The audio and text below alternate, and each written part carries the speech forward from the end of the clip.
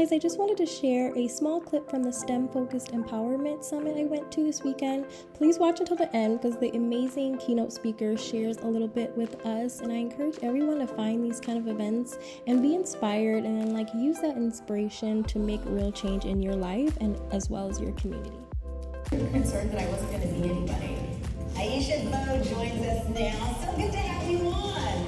I started to realize that if you truly believe in the impossible, it will become possible. Not only has she worked at NASA, she's also the CEO of Stimboard, a multi-million-dollar DC-based technology business that uses. I've always been fascinated by what people can do if they're challenged to think more of themselves. The best piece of advice for someone who has started and they're learning how to code, but maybe they feel like they can't do it. They're like, I'm working a regular 9 to 5, I work at the mall.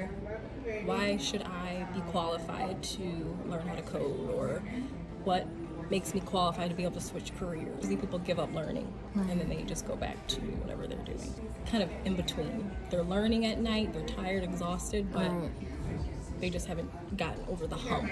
So they're not even in the market yet to face the imposter syndrome.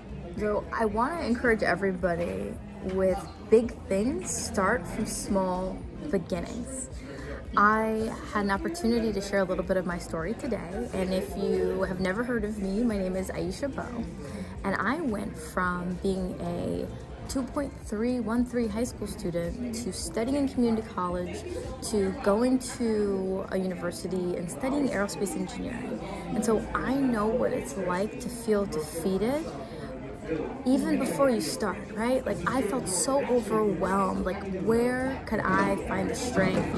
And more importantly, I didn't think that I could do it. But what I realized is whether you think you can or whether you think you cannot, you were right. It really starts with you deciding that you are going to hang in there for as long as it takes for you to see the outcome of your effort.